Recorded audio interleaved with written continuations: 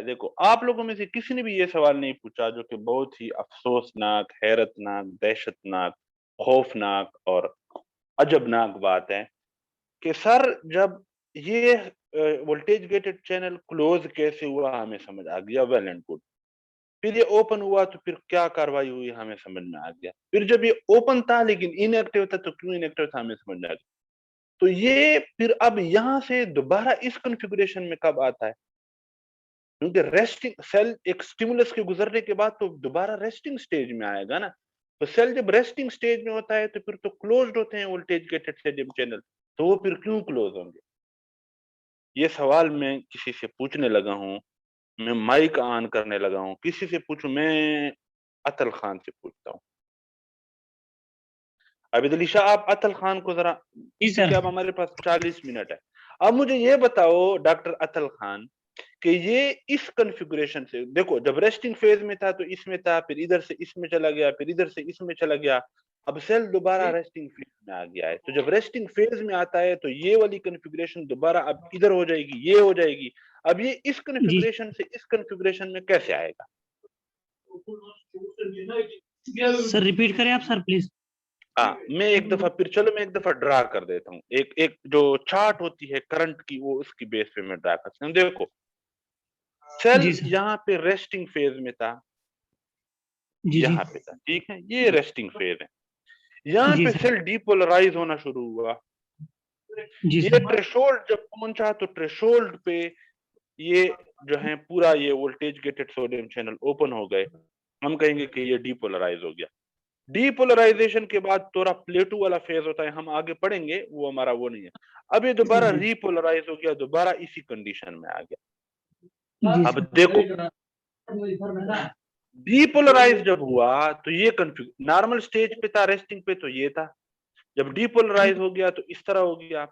और फिर डीपोलराइज ही था कि जब ये वो इनएक्टिवेशन गेट क्लोज हो गए।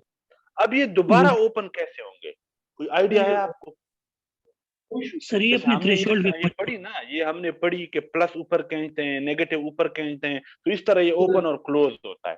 तो अब ये दोबारा वोल्टेज गेट, क्योंकि ये देखो ना, लास्ट में वोल्टेज गेट ओपन है, इनएक्टिवेशन गेट क्लोज है, लेकिन वोल्टेज गेट ओपन है। अब रेस्टिंग फेज में तो वोल्टेज गेट क्लोज होते हैं, तो ये क्यों क्लोज हो जाते हैं? ये क्या आपको कोई आइडिया है कि व्हाट कुड बी द ये पॉसिबल ऊपर मैथड? सर ज्यादा हो जाए। रेस्टिंग पोजीशन पे सर जब नेगेटिविटी -75। एक बंदा, ये अतल खान से मैंने पूछा हुआ है, वो जवाब दे। तो इसमें जो है इक्विलिब्रियम पोटेंशियल -75 सर, ये क्रिएट हो जाता है 85। नहीं, ये सवाल, ये जवाब जो है आपका ठीक नहीं है। अब मैं ये पूछने लगा हूँ नफीज लैपटॉप से, कौन है नफीज? नफीज लैपटॉप कौन है? ये न्यू है, न्यू। अच्छा, ये मरियम जो है ये भी न्यू है। ये न्यू नहीं है। इसका माइक खोलो। थोड़ी बहुत इंटरेक्शन भी होनी चाहिए ना, सवाल जवाब भी होना चाहिए थोड़ा बहुत। Yes sir. अच्छा, अच्छा डॉक्टर मरियम, आपको कोई आइडिया है कि ये हमारे पास आखिरी दफा जब हमने इसको देखा था श्रीलंका में, तो हमारे पास ये वोल्टेज गेट ओपन थे, लेकिन अब सेल रेस्टिंग फेज में जा रहा है दोबारा से, तो अब इन वोल्टेज गेट्स ने क्लोज होना है, तो ये किस पैटर्न से क्यों क्लोज होंगे? एक्शन पोटेंशियल ज्यादा होगा। नहीं, नहीं, मैं बताता हूँ आपको, इसको गौर से सुनिए, बहुत ही मतलब काम की चीज यही थी जो हम रह गई थी। वो होगा ये कि जब आप डीपोलराइज सेल हो जाता है ना, ये देखो ये डीपोलराइज हो गया, ये -70 था और ये प्लस पे आ गया, तो ये डीपोलराइजेशन है। डीपोलराइजेशन की थोड़ी देर बाद दोबारा रीपोलराइजेशन होती है, आप दोबारा नेगेटिव की तरफ आते हो। तो जब दोबारा नेगेटिव की तरफ आते हो तो इसका मतलब दोबारा सेल के अंदर नेगेटिविटी क्या हो जाती है, प्लस से आप दोबारा आ जाते हो -75 की तरफ। और जब दोबारा अंदर नेगेटिविटी बढ़ जाती है -75, तो अंदर नेगेटिविटी बढ़ जाती है। जब नेगेटिविटी बढ़ती है तो ये जो ऊपर चले गए थे वोल्टेज सेंसर, दोबारा से अंदर नेगेटिविटी ज्यादा हो गई तो पॉजिटिव और नेगेटिव को अट्रैक्ट करेंगे, तो ये दोबारा पुल डाउन होंगे। जब ये दोबारा पुल डाउन होंगे तो ये इनएक्टिवेशन गेट इधर आ जाएगा, ओपन हो जाएगा, लेकिन ये जो वोल्टेज गेट्स हैं ये क्लोज हो जाएंगे, यानी ये वाली पोजीशन हो जाएगी। इनएक्टिवेशन गेट इधर आ जाएगा और इनके नीचे आने से वोल्टेज गेट्स क्लोज हो जाएंगे। ये वोल्टेज सेंसर्स जो हैं इनका ऊपर जाना और नीचे आना ये डिसाइड करता है कि ये ओपन होंगे या क्लोज होंगे।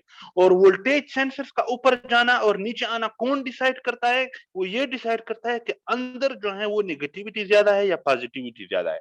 जब आप रीपोलराइज होते हो, डीपोलराइजेशन के बाद यहां तक आप चले गए हो, अब सेल रीपोलराइज होगा। रीपोलराइजेशन में क्या होता है? दोबारा आप ये -70 नेगेटिविटी की तरफ आ रहे हो, तो अंदर नेगेटिविटी दोबारा बढ़ रही है। जब नेगेटिविटी बढ़ रही है तो वोल्टेज सेंसर भी नीचे आएंगे, क्योंकि वोल्टेज सेंसर पॉजिटिव चार्ज होते हैं। वोल्टेज सेंसर नीचे आएंगे तो इनएक्टिवेशन गेट इधर आ जाएगा और ये बंद हो जाएंगे, यानी ये वाली कंडीशन हो जाएगी। इनएक्टिवेशन गेट इधर आ जाएगा, वोल्टेज गेट बंद हो जाएंगे। समझ आ गई है इसकी? Yes sir. सर चलिए जी। नेगेटिविटी अंदर कैसे होगी सर ज्यादा? हाँ, ये अब आपने बहुत खूबसूरत सवाल पूछा है कि डीपोलराइजेशन का तो हमें पता चल गया कि लीकी चैनल्स होते हैं जिनके थ्रू सोडियम अंदर आता है, जिसकी वजह से -75 से आहिस्ता-आहिस्ता -40, जैसे ही -40 पे पहुंचता है वोल्टेज गेटेड सोडियम चैनल खुल जाते हैं। जब वोल्टेज गेटेड सोडियम चैनल खुलते हैं तो इनके थ्रू प्लस सोडियम जो सोडियम प्लस है वो बहुत तेजी के साथ अंदर आता है, तो ये -40 से -30 -20 और 0 पे आ जाता है। अंदर पॉजिटिव चार्ज ज्यादा हो गया क्योंकि वोल्टेज गेटेड सोडियम चैनल के थ्रू पॉजिटिव चार्ज बाहर से अंदर आया, जिसकी वजह से अंदर नेगेटिविटी कम हुई, पॉजिटिविटी ज्यादा हो गई। अब दोबारा से ये नेगेटिविटी कैसे आती है? ये आपने बहुत खूबसूरत सवाल पूछा है। इसके लिए हमारे जिस्म के अंदर अल्लाह ताला ने पोटाशियम चैनल रखे हैं, और वो पोटाशियम चैनल जो हैं उनके थ्रू पोटाशियम बाहर लीक होता है। अब पोटाशियम के ऊपर कौन सा चार्ज है? प्लस।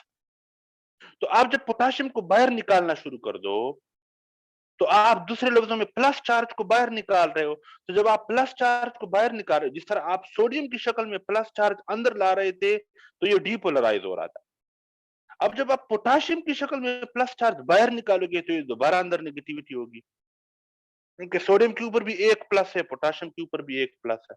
पोटाशियम के बाहर निकलने की वजह से दोबारा सेल रिपोलराइज हो जाता है, यानी अंदर दोबारा नेगेटिविटी ज्यादा हो जाती है एज कंपेयर टू पॉजिटिव। समझ आ गई है इसकी? जी सर। इसकी समझ आ गई है आप लोगों को? जी जी। जी सर। अच्छा, अब देखो यहाँ पे ना हमने किताब खत्म करनी नहीं है, स्पीड से हमने नहीं जाना, हमने तो समझनी है बातें, और ये बातें आपको समझ में आ जाएं तो फिर आपकी होगी जिंदगी आसान। और जिंदगी आसान होगी तो आप अच्छे डॉक्टर बनेंगे, अच्छे डॉक्टर बनेंगे तो आप ज्यादा पैसे कमाएंगे, इंसानियत की खिदमत करेंगे, इंसानियत की खिदमत करेंगे तो आप जन्नत में जाएंगे, जन्नत में जाएंगे तो जन्नत में मजे होंगे, और पैसे ज्यादा कमाएंगे तो फिर दुनिया में भी मजे होंगे, आपकी औलाद के भी मजे होंगे, रिश्तेदारों और अहल और अहबाब और दोस्तों के भी मजे होंगे। तो आगे इतना बड़ा एडवांटेज है, तो हमने भागना नहीं है। अब बात से चूंकि बात निकल रही है तो अब मैं एक और क्वेश्चन आप जी। Sir, the potassium level दिए हुए हैं।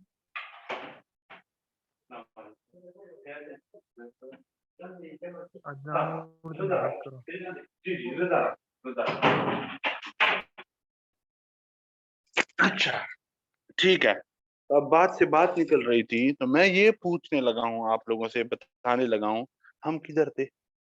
और हम तो जन्नत में थे, ठीक है, जन्नत में हम चले गए थे, लेकिन उससे पहले हम कहाँ पे थे?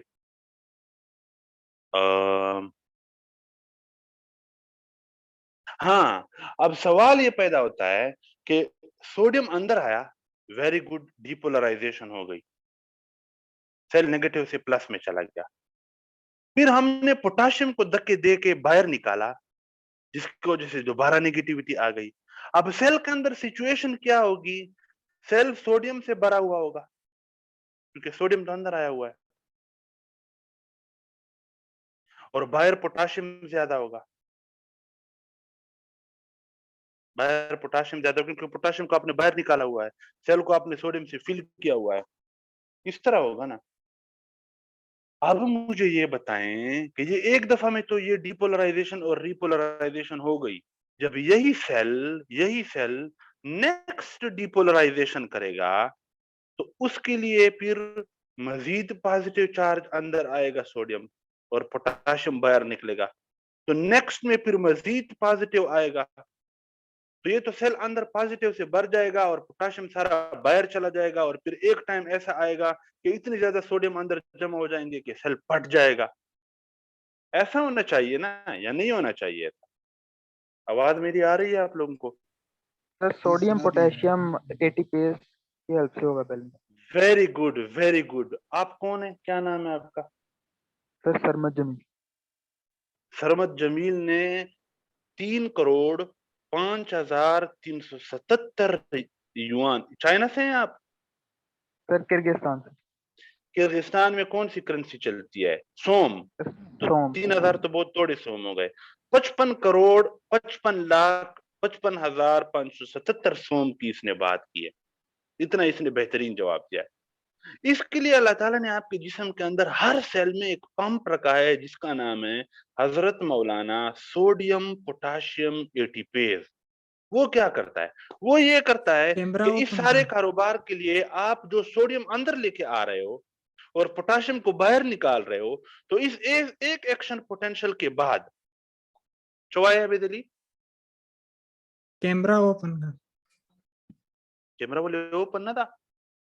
बस बंद से अच्छा वो सब। देखो, अच्छा अब ये जो सोडियम आप अंदर लेके आ रहे हो जिसकी वजह से डीपोलराइजेशन हो रही है, फिर पोटाशियम को बाहर निकाल रहे हो जिसकी वजह से रीपोलराइजेशन हो रही है, ये एक एक्शन पोटेंशियल हुआ। अब अगला एक्शन पोटेंशियल करने से पहले अल्लाह ताला ने एक पंप लगाया है हर सेल के सेल मेम्ब्रेन में जिसका नाम सोडियम पोटाशियम एटीपेज है, जो एटीपी इस्तेमाल करता है और एटीपी इस्तेमाल करते हुए सोडियम को बाहर किक आउट करता है, 3 सोडियम को, और 2 पोटाशियम को दोबारा से अंदर डालता है। तो जब 3 सोडियम बाहर जाएंगे और 2 पोटाशियम सिर्फ अंदर जाएंगे तो अंदर फिर क्या ज्यादा हो जाएगी? नेगेटिविटी। फिर आप ये -75 पे आ जाओगे, ठीक है? तो अंदर आप नेगेटिव में होंगे और वो सोडियम बाहर निकल गया, पोटाशियम वापस आ गया। अब नेक्स्ट में ये सोडियम जो आपका बाहर निकला था सोडियम पोटाशियम एटीपेज के थ्रू, जब नेक्स्ट डिपोलराइजेशन होगी तो दोबारा वोल्टेज गेटेड सोडियम चैनल के थ्रू ये सोडियम अंदर आएगा जिसकी वजह से डिपोलराइजेशन होगी। फिर अब आप इसको वापस रिपोलराइजेशन करने के लिए दोबारा ये पोटाशियम किक आउट करोगे बाहर, फिर जो अगला एक्शन पोटेंशियल खत्म होगा तो उससे पहले दोबारा ये आयन सोडियम बाहर किक आउट हो जाएंगे सोडियम पोटाशियम एटीपेज के थ्रू और पोटाशियम वापस अंदर आ जाएंगे और सोडियम किक आउट हो जाएंगे। तो इस तरह ये आप रिपीट होते रहते हो। क्या इस बात की समझ आ गई आप लोगों को?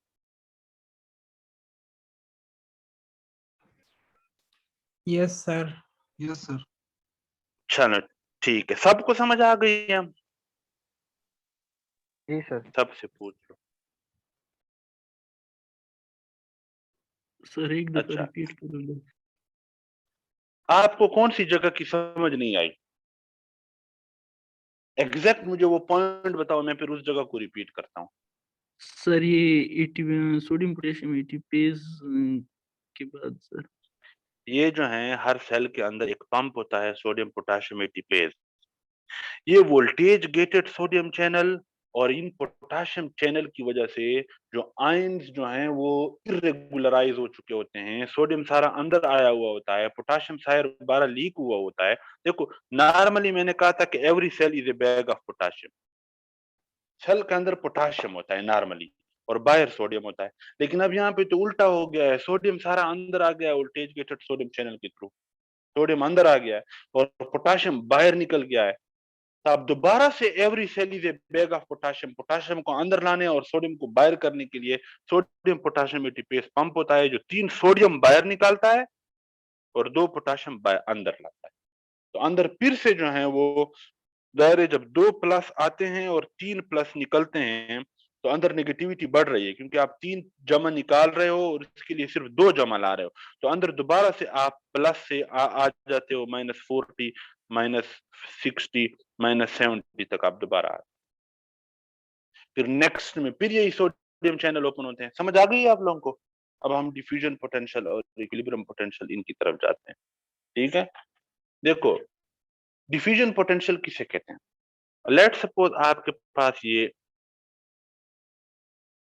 एक कंटेनर है, उसके अंदर हमने एक सेमी परमिएबल मेम्ब्रेन लगाया हुआ है, ठीक है। जब सेमी परमिएबल मेम्ब्रेन हमने इसके अंदर लगाया है, यहाँ पर हमारे पास सोडियम बहुत ज्यादा है और क्लोरीन बहुत ज्यादा है।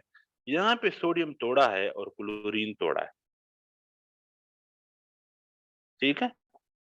मेरे पास एक कंटेनर है, इसके अंदर एक सेमी परमिएबल मेम्ब्रेन है, इसके इस साइड पे भी एक सॉल्यूशन है, इस साइड पे भी एक सॉल्यूशन है। इस सॉल्यूशन में सोडियम और क्लोराइड ज्यादा है, इस सॉल्यूशन में सोडियम और क्लोराइड थोड़ा। अब लेट सपोज ये जो मेम्ब्रेन है ये सोडियम के लिए परमिएबल है, यानी इसके थ्रू सोडियम जा सकता है, क्लोरीन नहीं जा सकता। तो जब सोडियम जा सकता है तो सोडियम यहां से अंदर आएगा। जब सोडियम अंदर आएगा तो थोड़ी देर बाद इस कंटेनर की कंडीशन ये हो जाएगी कि यहाँ पे आपके पास सोडियम होगा, यहाँ पे आपके पास क्लोरीन होगा, यहाँ पे सोडियम और यहाँ पे क्लोरीन होंगे, लेकिन जो चार्ज्ड हैं वो यहाँ पे आपका प्लस ज्यादा हो जाएगा, सॉरी नेगेटिव ज्यादा हो जाएगा,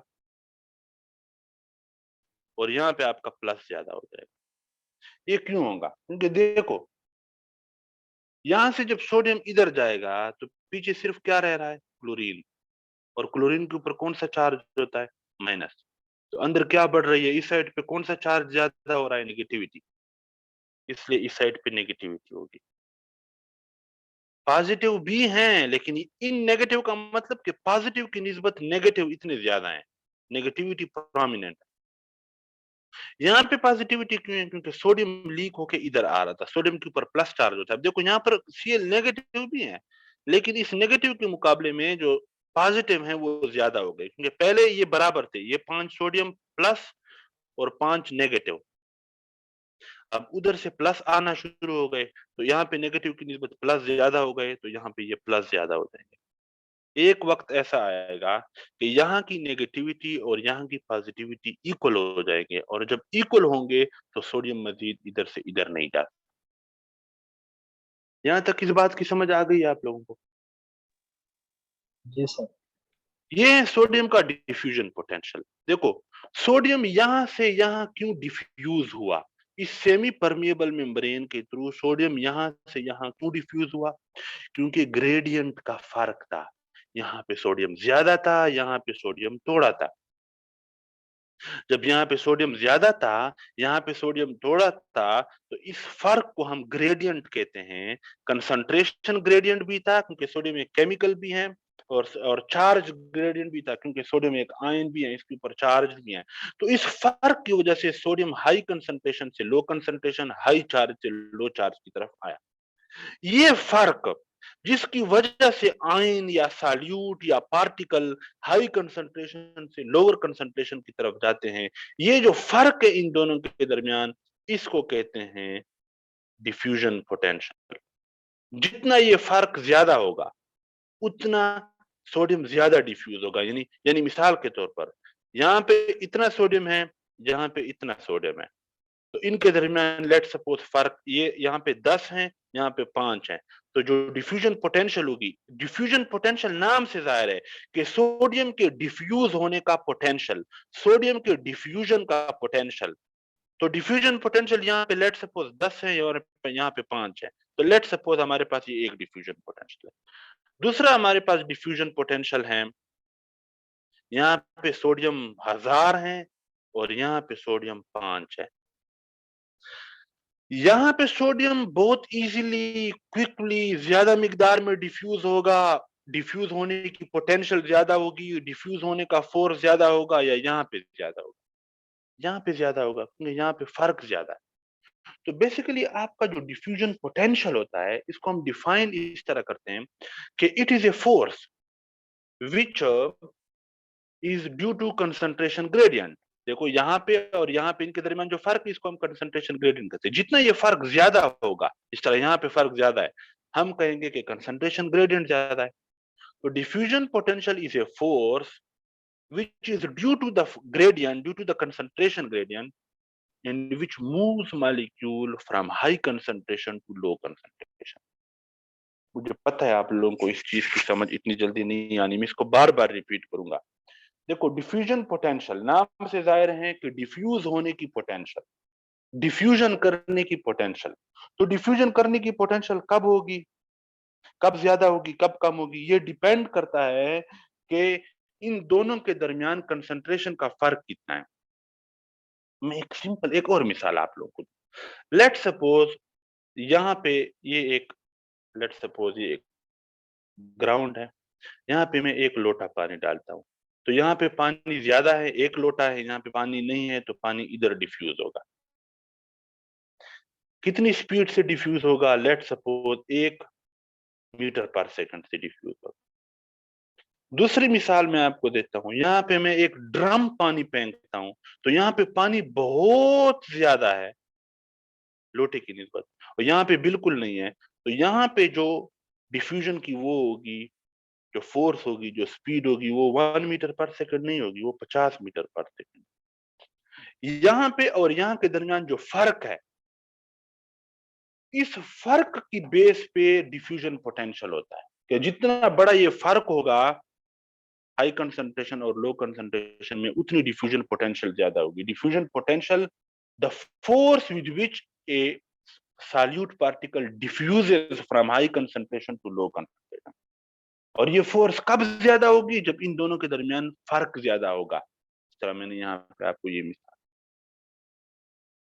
इसकी समझ आ गई है आपको डिफ्यूजन पोटेंशियल की। अब ये यहाँ पे डिफ्यूजन पोटेंशियल एग्जांपल थी सोडियम की।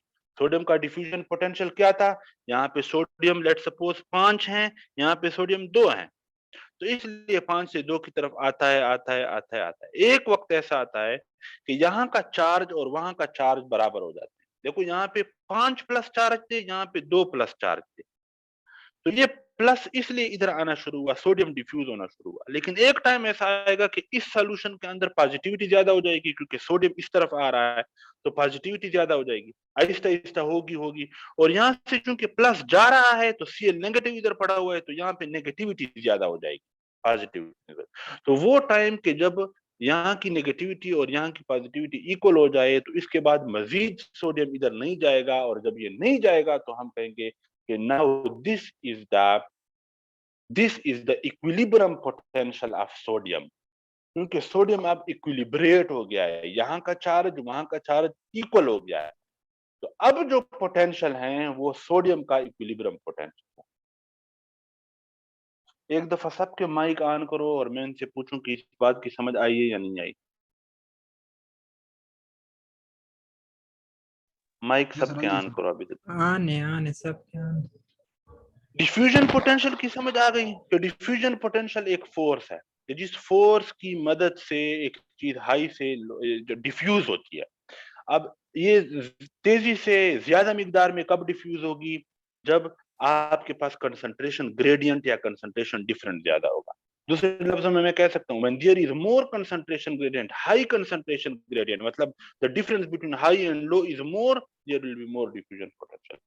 फिर हमने सोडियम और इसकी बात की, ठीक है, सोडियम के ग्रेडियंट की, सोडियम जो वो होता है हमारे पास, सोडियम की इक्विलिब्रियम पोटेंशियल, क्योंकि मेरे पास एक सॉल्यूशन है, इसके अंदर यहाँ पे सोडियम और क्लोरीन है, यहाँ पे भी सोडियम और क्लोरीन है, यहाँ पे सोडियम और क्लोरीन ज्यादा है, यहाँ पे थोड़े हैं, तो जब ये सेमी परमिएबल मेम्ब्रेन होगा, अगर ये सिर्फ सोडियम के लिए परमिएबल है, क्लोरीन के लिए नहीं है, तो सोडियम डिफ्यूज होना शुरू होगा, और यहाँ से पॉजिटिविटी इधर आ रही है, तो यहाँ पे निगेटिविटी ज्यादा हो रही है, यहाँ पे पॉजिटिविटी ज्यादा हो रही है क्योंकि पॉजिटिव आ रहा है, तो यहाँ पे पॉजिटिविटी ज्यादा, चूंकि यहाँ से पॉजिटिव जा रहा है तो यहाँ पे नेगेटिविटी ज्यादा हो रही है। तो वो वक्त आएगा एक, जब यहाँ की नेगेटिविटी और यहाँ की पॉजिटिविटी बराबर हो जाएगी, तो अब मजीद सोडियम इधर नहीं जा सकता।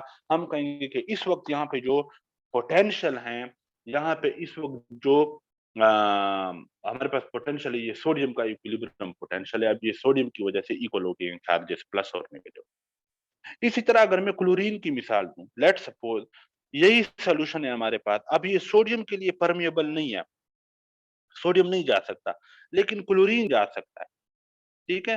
तो जब ये क्लोरीन जा सकता है यहाँ पे, तो क्लोरीन यहाँ से इधर आएगा, यानी नेगेटिव चार्ज यहाँ से इधर आ रहा है, तो यहाँ पे नेगेटिविटी बढ़ेगी, ठीक है, क्योंकि नेगेटिव इधर आ रहा है।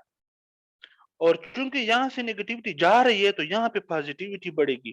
तो एक वक्त ऐसा आएगा कि यहाँ के पॉजिटिव और यहाँ के नेगेटिव, लेट्स सपोज यहाँ पे 3 नेगेटिव हो जाएंगे और यहाँ पर भी 3 पॉजिटिव हो जाएंगे। तो ये चार्जेस बराबर हो गई। अब मजीद क्लोरीन यहाँ से डिफ्यूज होकर इधर नहीं आ सकता, तो हम कहेंगे कि अब ये क्लोरीन का इक्विलिब्रियम पोटेंशियल है, यानी the potential at which the solutes cannot be further diffused and the charge across the semi-permeable membrane become equal and opposite, then at this stage the potential is called equilibrium potential.